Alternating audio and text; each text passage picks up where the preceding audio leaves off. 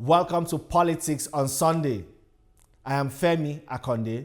Today I'll tell you that the newly elected governors in Nigeria have returned from a leadership retreat in Kigali, capital of Rwanda.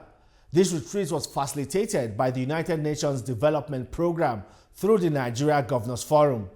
This program was designed to provide a transformative platform for public officials to collectively reflect, learn, and exchange insights on effective leadership and complex challenges.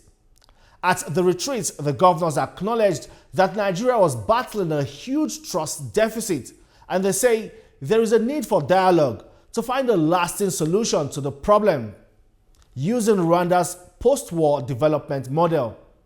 Well, now that they are back, Nigerians will want to see a practical application of the lessons learned in Rwanda, especially from their interaction with Rwanda's president, Paul Kagame, who they say is an example of a good executive leader. Some second-term governors were also selected to join the team in Kigali as they exchanged insights on complex national issues. After this short break, I will speak with the executive governor of Nasarawa State, Engineer Abdullahi Sule, on the lessons learned and how it will rub off on governance. Also, the backlash against this trip to Kigali.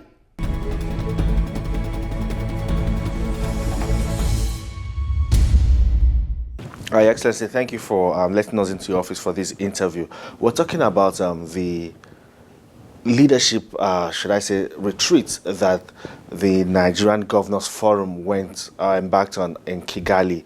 The theme was reimagining leadership in a fast-changing world. Yes, we know there are a lot of positives from these because you went and talked about a whole lot of issues drawing from the Rwandan experience. That's the post-war experience. But first, I would like you to speak about there has been some editorials, some commentaries on television and all of that, well, the governor, people describing that event in Kigali as a jamboree, discrediting the positives that has come out of it. What's your immediate reaction to that? Well, thank you. First and foremost, let me correct the wrong impression about the event. It was not a Nigerian Governors Forum event. It was a UNDP event. So it's a United Nations event. And United Nations is not going to be sentimental about selection of where an event will be, rather than looking at the credibility of where the event is best for it. And so it was the United Nations that actually selected that the event is going to take place in Rwanda and in Kigali. And why did they do that? Because it's an event, like you rightly mentioned, it was an executive leadership retreat. And so they are trying to look at an area, an imagined area, where executive leadership has worked for the nation. So 90% or more of the people who are criticizing the event have zero idea about what the event was all about. All they knew was that governors have taken money from their states and they have gone to another place for Jamboree or something like that. They don't know who spoke. They don't know who exactly were the the resource persons. They don't know the kinds of meetings that had taken place. And if you ask any one of them, don't know anything about it. All they knew is governors had gone and then went through this kind of thing. And that is the problem with Nigeria. All the governors that came together to go were the first-time governors, the governors who were just elected and they are serving their first time. And they selected about 3 or 4 of the returning governors, or what we call the so-called second-term governors, to go. And they selected the governor of Lagos, selected our chairman, the governor of Kwara, and myself, the governor of Nasarawa, for us to go to the event. Now, talking about Jamboree, the event was actually about leadership. And look at the capacity of the people that came to speak to us. There are people who have been successful in leadership. And let me take the last day so I don't take too much of your time. The last day was actually the president of Rwanda himself, Paul Kagame, who came and spent 4 hours with us. First, to talk to us about what Rwanda had gone through. From the time that his parents actually were kicked out of Rwanda when he was just 4 years old to Zaire, to the Congo at the time, to the time where he now grew up And now they did everything possible to resolve their differences, ethnic differences in Rwanda, and all the various genocides that had taken place in 1958, in the 70s, in 1990, and of course the final one in 1994. And then he gave us the whole story together with that. And we visited a site that nobody wants to see such a site in their life. You know, a site that they call the Genocide Memorial Museum in Kigali, where 250,000 people who were massacred, you know, during the genocide were buried. You know, and anybody going there will be touched to know more about what is this about leadership, what brought about, and he took us to a place of forgiveness, where all the people who were killed, we met a gentleman whose all the parents and the family and everybody were killed, yet he found a way actually to say, today, as far as I'm concerned, I have forgiven all those who offended us. And the first person to show forgiveness is he himself, who grew up in another country, hopeless situation, in an IDP camp that he didn't know what next for him.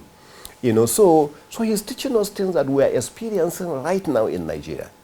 You know, but more importantly, coming back to the development of Rwanda, Rwanda has moved on. In no way, he himself is telling us that we should not be comparing Rwanda with Nigeria. They are looking to Nigeria to provide leadership. Rwanda is not saying they are going to provide the leadership of Africa. It is Nigeria that everybody is waiting for. And one of them make a comment that Nigeria is the giant that will provide that leadership, but Nigeria needs to wake up from sleep to provide that leadership. Yeah, a lot of people have also said that the problem with Nigeria is that of leadership. And you were in Rwanda talking to the president, hearing from the president, learning from his own experience, how he has been able to provide leadership in that country, coming from years of wars and all of that. But how do we localize that Rwandan experience in Nigeria? Because, you know, our stories are different. Good. Our stories are different, and they are in some cases the same. Now, he himself threw that at us. He said, you the governors, stop waiting for the federal, the president, the ministers, to be the ones who will provide that leadership. You go back and provide the leadership in your various states. He challenged us with that. He said, yes, you have gone to Rwanda. You have seen what is happening. The Rwanda is just the size of, in fact, Rwanda is just 1/3 the size of a state like Niger. Niger state governor was sitting next to me. Rwanda is the size of Nasarawa state. Okay, so he said, I have been able to do that. You may not be able to be as successful in Nasarawa state because in Nasarawa you have over 30 different ethnic groups. Today in Rwanda, they don't have Tutsis, they don't have Hutus, they don't have any ethnic group, they only have Rwandans. And a 20-year-old will tell you that I'm just a Rwandan. I'm not from any ethnic group. You know, and he taught us about selflessness. That he himself is not interested in being rich. He's not interested in accumulating wealth. He's only interested in the future of his country. So if every one of us as a governor will come and say, I'm interested in the future and the leadership of my state, I want to see my state excel. I want to see, there are so many big African countries. There are so many countries in trouble. They don't go to those big African countries. They go to Rwanda today to ask for Rwanda to come and assist them. So we better wake up with this criticism. We just criticize each other daily. We don't even know what is happening in other countries. Rwanda has moved on. Yeah, you know, you talked about people just criticizing. And you know why a lot of people criticize is because of that distrust between, or lack of trust between the government and the governed. And this has been the case for decades. And you may not really blame Nigerians and people who criticize for having that kind of mindset, because it's also, to some extent, governments at all levels have not particularly lived up to expectation or met the expectations of the people. That is why they get really cynical. But my question is, how do we fix this? How can this trust now be created that the people will believe in the government and also expect that the government will do what it needs to do? You know, it is actually eggs before the chicken, or chicken before the eggs. There are a lot of people, there is no ambiguity in it, the fact that Nigerians distrust their leaders. No doubt about it. Do they have a good reason to distrust the leaders? Yes. Nobody can question that. When I was not in leadership, I distrusted the leaders to the point where I was not interested in being a leader in this country, not a political leader. I was not interested. I spent most of my life in the private sector, and I was not interested. You know, just because I didn't trust politicians. Okay? Today I'm in. And similar to what the former governor of Kaduna was saying, and he's saying that, gentlemen, if we, some of the so-called professionals, and some of the learned, and some of those who don't like politics, leave the politics in the hands of people who can be trusted, then we shouldn't be making noise, we shouldn't be blaming. So I'm talking to some of those people that find themselves in a situation like mine. You know, come and play that leadership role and take it over. And then be trusted. Since I came, I've been doing one or two things that will make people believe in it. For instance, this trip to, not that it's a very big deal, but this trip that I made to Rwanda, when I was going, I took my DTA because I believe I was going to pay for my hotel, I was going to pay for my transportation, I was going to pay for this. So I took the usual $20,000 that was given, you know, for me to go and spend there, because they bought my ticket, by the way. When I went there, everything had been paid for. When I went there, there was already a hotel room for me. Feeding was free for me. Transportation was done for me. So I had no reason taking that money. So when I came back, I returned the money to Nasarawa State. Because it's not my money. It's the money belonging to the people of Nasarawa State that they gave to me. You know? So it may be a small thing, but it may be something to start. And it's the same thing with every trip that I make. When I make my personal trip that has nothing to do with government, I don't take government money. I don't take so many number of cars just because I need them. Okay? I don't take so many people I travel with. I travel only with my ADC. There were some governors that came with 7, 8, 10 people. I went only with my ADC, just 2 of us. Okay? In order to reduce some of the expenses. You might say it's because Nasarawa State doesn't have the kind of money that other states have. But also we are trying to be prudent. The resources we have, you have come into this government house and you have seen what it is. We have tried to be transparent in whatever we do. And I think those are the kinds of things we do. And the remaining money, we actually, you came in here, you saw the road that you came in with, you know, to the government house. When I was the group managing director in Dangote, I've been to so many places. It's only in Nasarawa that I came and I saw the road going all the way to government house was a single lane. We dualize it, you know, we open it. And then we went to do so many things to help our education, you know, to help our rural workers, to help the people in poverty and things like that. But you know, you also, whatever you are trying to do is like the saying. You know, there is this saying that in Africa, and one of the best African leaders said this. He said that I use one hand, you know, to continue to fight for Africa, and I use the other hand to keep the Africans fighting me away. You know, so, and this is what is happening even for us in every. So no matter what you do, there are people that are just waiting. They are never going to say the good things about you. They are waiting. The moment you miss the step, they are, oh, he missed a step. You know, so that is also the people you are leading. So you have to continue making this effort. You carry this one here, you carry the other one, you do that. But believe me, we learned so much in Rwanda at almost no cost to us. As far as we are concerned in Nasarawa State, we did not pay.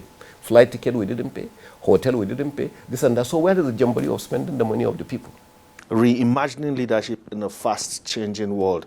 You know, in Nigeria, people are also beginning to say the subnationals, the state governors, should step up to the plate, because it appears as if we have a system where everyone looks to the center, waiting for the monthly allocation to be shared. When they cannot do certain things in their state, they all point fingers to the center to say it's because we are not getting money.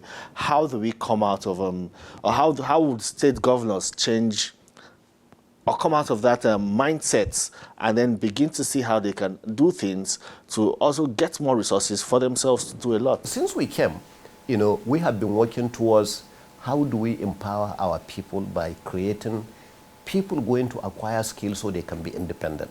When you are coming in, I'm sure you have seen our skill acquisition centers, you have seen our polytechnic, you have seen our university now going into engineering and technical education and the rest of that. And we have done a lot of empowerment in order to make the people, not rely on government. So now coming back to creating employment and other things, we are known as a state of solid minerals. Today, most of the companies that are coming into the state to just carry our minerals, in form of raw material and take to other places, we said, no, we don't agree with that. We want companies that will come in, set up at least a processing facility here, so you can provide the technical know-how to our people. You can also give them employment, and you can carry out whatever are the corporate social responsibility of a company. But in addition to that, when it comes to mining, a lot of companies were operating in Nasarawa State without even doing, their EIA, that's the environmental impact analysis. And today we ask them, you must do that before you can do. That's why probably, I don't know whether you saw it in the news, the last week or so, the ambassador of China, came with most of the Chinese companies that are operating here, to come and draw the modalities of how they will be operating in Nasarawa State, because we can't allow you to be taking our raw material outside the state. And now by the time you leave, you create a big hole, and then it will affect the health of the people, without providing the reclamation process of how do we even reclaim the land for farming and things like that. So those are the kinds of things that we continue to do. But more importantly, in the process, you empower people with employment and all the kinds of things to help the people move on. Okay, let me take you back again to the Rwandan experience, the post-war experience in Rwanda. In Nigeria, we have a situation where, yes, elections have ended, but it appears as if Nigerians are still divided, even along ethnic lines and along political lines and all of that. We still have people who still hold on to the ideologies of their political party, refusing to accept who the majority have elected to govern. How do we address such a situation? How do we draw a lesson from the Rwandan post-war experience to address this kind of situation in Nigeria? Let me tell you exactly what happened. That is that at the Genocide Museum, when we went there, they asked a minister, from Rwanda, who actually was also living in another country, in an IDP, who went through what the president, Paul Kagame, went through. And then they asked him to tell us about what happened through the process and how were they able to reunite the country. And he told us. From our own side, they asked Professor Saludo, to also talk on the same thing. Professor Saludo found it very, very difficult. He's a super intelligent person. Found it very, very difficult to speak about the Biafran War because we lost the opportunity. So even compare war to war. Not even election. So I'm trying to give you. So from this Biafran War, did we recover? Did we do what the Rwandans did? Did we do? So that's the idea of asking him to speak on it. But because he's so intelligent, he found a way actually to deviate from it and went into elections, to speak more about elections. And that is to tell you that our leadership failed to be able to unite us and to move from there. Have we lost that opportunity? As far as civil war was concerned, we lost that opportunity, because the time has passed. But now we can pick it up from other items like the elections that you have said, to say that after elections, most people in Nigeria believe elections are not conducted fairly. That's why you see a lot of what happens. And there is also a situation about people who don't have any other thing to do with the elections. So if they lose election, is that they have lost lifetime opportunity, therefore they will fight. So there are two categories of people who are doing that. There are those who genuinely believe that something had gone wrong, and that is the reason why they are going to the tribunal. They want to go and seek for justice. But there are other people that will go there anyway, even if the election is the cleanest election ever. They will still go there believing that, hey, this is an opportunity, because if I lose this opportunity, there are people in this country that after election, and everything is done, they are already planning for the next election in the next 4 years. So those are the challenges that we are facing. So that means the government has not really done well with the ease of doing business and creating that enabling environment for businesses to thrive and investors to actually come in. Well, we are moving one step at a time. It is a snail speed movement. It's not like some other countries. I think also crisis sometimes helps other countries. Look at Vietnam today. Because they went through some serious crisis. You can't compare Vietnam in any way to Nigeria today. That's a country where an atomic bomb was dropped for them. People died. Look at the economy. Look at Korea. How things have changed. And come home, look at Rwanda. If you go to Rwanda, I sit next to the governor of Lagos. All the time, the economy of Lagos is bigger than the economy of the entire Rwanda. But look at what we went through, what we are going through. So I think there are so many things in place that needs to be changed, but also orientation of the people. Yeah. But you know what? I don't want to blame anybody. I don't want to say our president was not doing our this. Let me even come in back home. Let me see the little I can do here and see how it works. Rather than just blaming, this ease of doing business. Our former vice president, with due respect, Osibanjo, he did very well. He visited nearly every state to ensure that this ease of doing business works. So there is some improvement in some states. For us, there is great improvement. You can now, if you want to set up your business in Nasarawa state, you can just come now to one spot and you will be able to get everything about the registration done. And in less than a week. In Rwanda, it's in 48 hours. You will get it done. I said, okay. In Nasarawa, you can get it in about a week. So there are places where certain things have worked, but many places we need to improve. I think that's just my answer. Another issue now, Nigerians are saying that our story is different from that of Rwanda is that of our population. We have a huge population.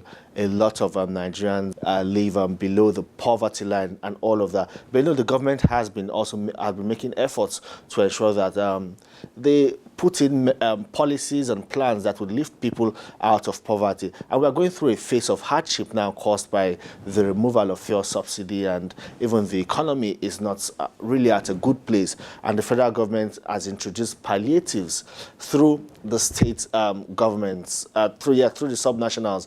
But how is it going so far? Maybe you can talk about the Nasarawa experience, because of course you can speak for other states. But from the Nasarawa experience, how is it going so far in ensuring that, yes, the impact of this subsidy removal is reduced? No, but you touch one important one first. Let me go ahead and touch that one quickly and then go back to the palliatives. When it comes to population, we will be joking to say that because of our population of 200 million, that's why we are not getting it right. India is 1 billion people. They got it right. China is 1 billion people. They got it right. So it has nothing to do with population. It's a mindset. Our population should actually be to our advantage. Coming back to the palliatives, I think it's a wonderful initiative by the government as a result of the hardship that are being faced by the generality of Nigerians, not necessarily due to that alone, but mainly due to the removal of subsidy, as it was being indicated. So the government came up with this idea that they are going to give, 4 billion naira cash to every state government and 1 billion naira in form of grants. So 2 billion has been sent to us and another 2 billion is coming. But we didn't even wait for the government in our own case, because initially the CBN had sent 5 trucks to every state. So we received 3,000 bags. But for a state like Nasarawa, 3,000 bags will not take us anywhere. So what we did was to buy additional 5 trucks, from making it 6,000 bags. And we converted that because we know if we take 6,000 bags, even in life year, it will finish. Yeah. And a lot of people all over will continue to make their cries. So we decided to bring in some other people that will now rebag those into a 7.5 kg bags. And we ended up again with over 30,000 bags. Somebody who was kind enough took his 7.5 kg bag with his oil, 1 gallon, You know, we were giving the oil about 5 liters or something like that. So he took that and spaghetti. So instead of going to eat it alone, he probably found his neighbor who couldn't find some. And he took a little bit and gave it to that person. Now there are some people who are sending that, what he gave to that person, as if that's what Nasarawa State is given to everybody. So that's how mischievous some of our people can be, you know, with the blackmail. And then that's what happens. So that's what we have done. But we have not even started sharing the one from the 5 billion that we are talking about. So that one, I intend to go to every local government by myself, you know, to sit down, and they will gather people from everywhere. Still, not everybody will be able to get it. You understand? Because with due respect, you give Nasarawa State 5 billion, you give Kano 5 billion. So in Kano City alone will take the entire 5 billion and nothing will be felt. You know, so those are the kinds of things that happen. So I think people, is very important for them to know. How do you capture the poorest of the poor? Of course, not everybody, but there are those who are in their need of it. How do you identify this group?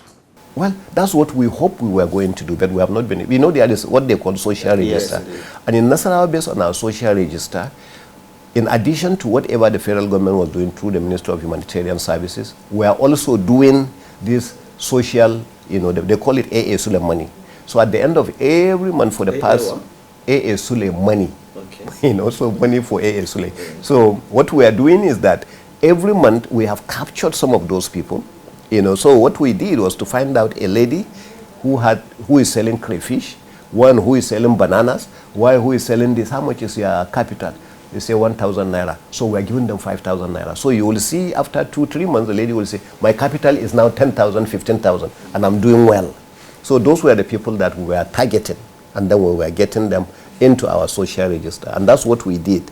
Somebody who has been benefiting from this for the past 3 years. You know, so today, if their working capital was just about 3,000, 4,000, today they will have a working capital of over 100,000 or maybe 200,000.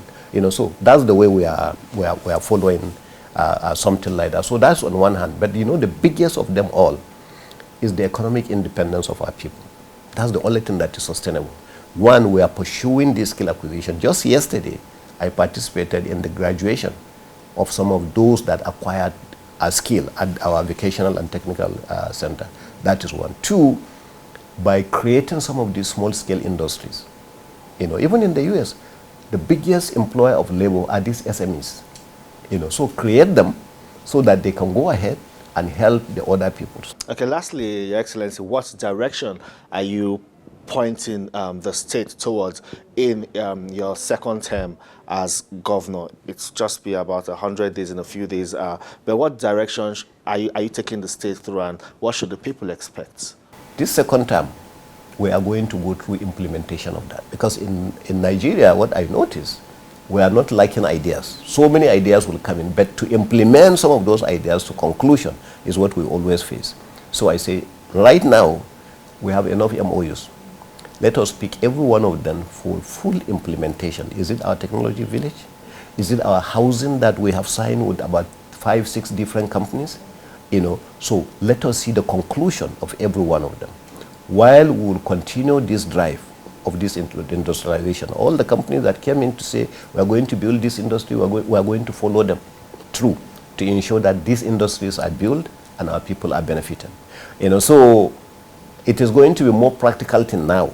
I was thinking that during our first time, while we've been able to build some few industries, I will say that that's, as an engineer, that's the design part. So we have finished design now. We have to go into construction. And that's exactly the way we are going.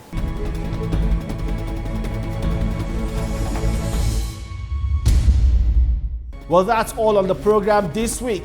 Do remember you can see this episode again on TVC News YouTube channel. Thank you very much for watching.